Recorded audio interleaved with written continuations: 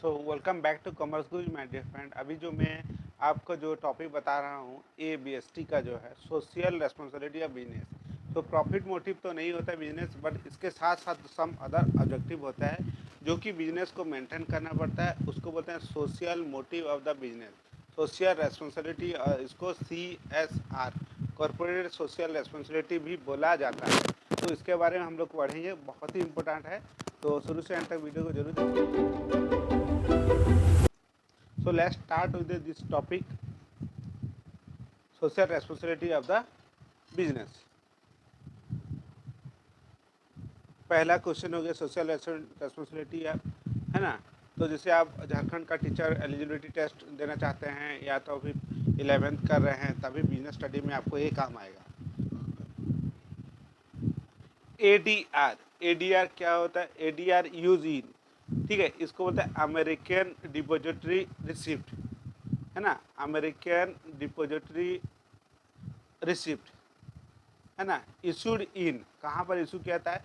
USA में issue किया जाता है। जब आपको फंड चाहिए आउटसोर्स करना तो ADR इशू किया जाता है। आप फंड रेज करने का बहुत सारे मेथड है ना। इक्विटी शेयर इशू कर सकते हैं, GDR ADR इशू कर सकते हैं, है ना। नेक्स्ट, डैश आर द डेप्ट instrument does not carry the specific rate of interest but use in heavy discount. Heavy discount तो मिलता है but not carry the specific rate of interest. जो है बॉन्ड, बॉन्ड जो है स्पेसिफिक इंटरेस्ट कैरी नहीं करता है। बाकी डिवेंचर, नॉन ऑप्शन, इक्विटी, है ना, तो इक्विटी नहीं होता है। इक्विटी में इंटरेस्ट मिलता नहीं, ऐसे वो कट गया है। डिवेंचर है, फिक्स रहता है, non option. So last option जो है bond is the correct answer. Next,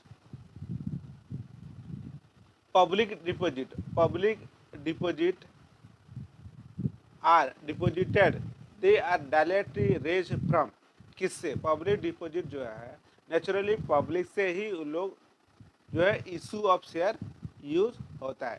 सो बहुत सारे जो है आदमी से जो है पब्लिक से जो है पैसा रेज किया जाता है, that is called public deposit, public deposit.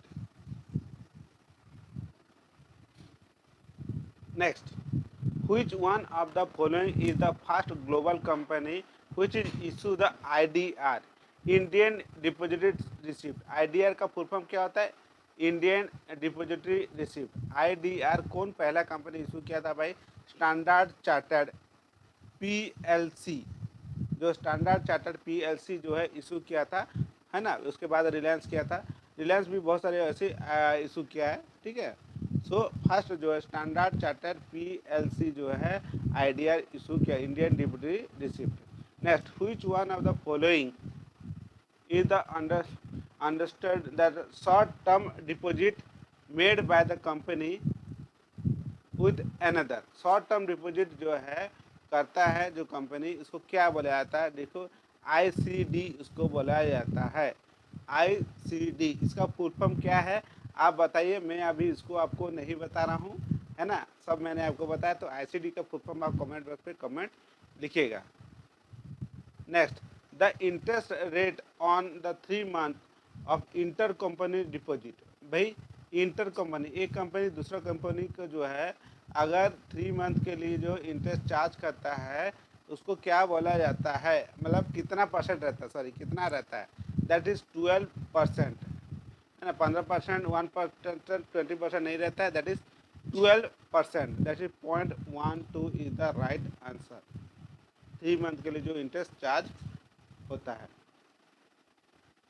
Which one of the following is the statement is true of the public deposit? Public deposit में कौन सा आंसर सही है? A deposit issue does not exceed the 25% of the share capital or reserve, है ना। और ये जो है पहला आंसर इज द करेक्ट, और बाकी ये सब जो है lower than the interest rate ये नहीं होगा। और deposit issue for the period of 6 month to 5 year ये भी नहीं है।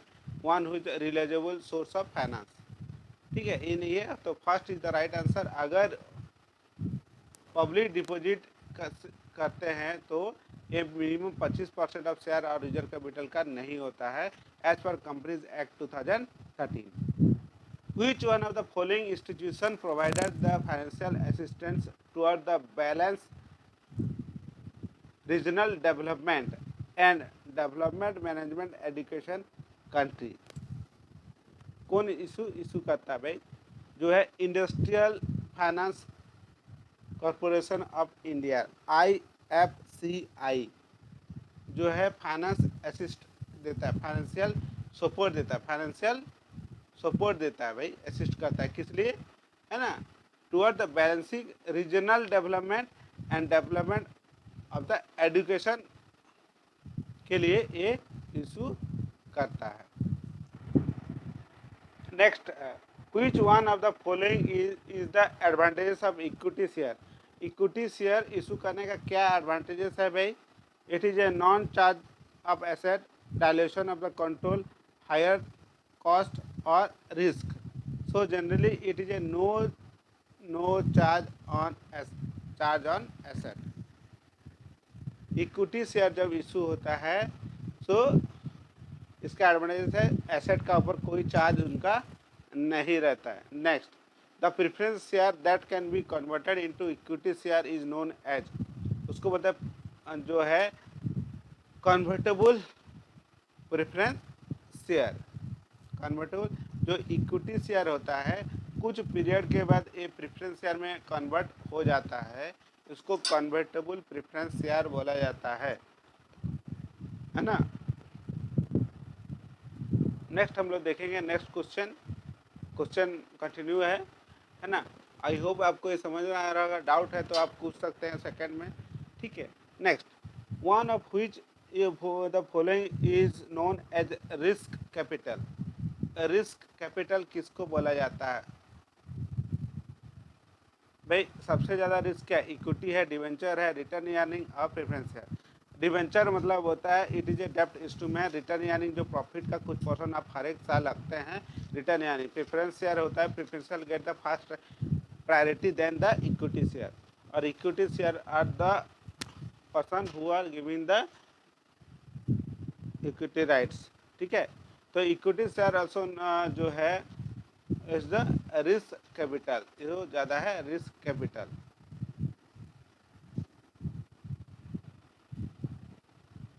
Next, which one of the following is not the disadvantage of raising a fund through debenture? अगर डिवेंचर से इशू करते हैं तो कौन डिसएडवांटेजेस नहीं है? There is a no chance of dilution of the control, है ना.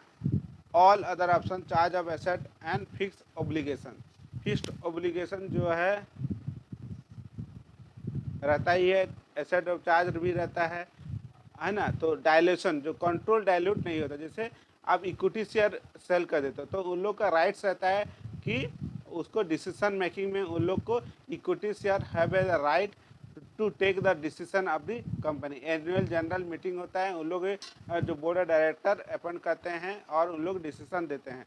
तो उन लोग का कंट्रोल उन लोग पर रहेगा तो डायलेशन कंट्रोल हो जाएगा. बट आप अगर डिवेंचर इशू करते हैं, है ना, तो आपको ये डायलेशन कंट्रोल नहीं रहेगा. ओके, आई होप आपको समझ में आ रहा होगा. तो इसी तरह वीडियो देखने के लिए चैनल को सब्सक्राइब कीजिए, लाइक और सब्सक्राइब कीजिए. Thank you very much.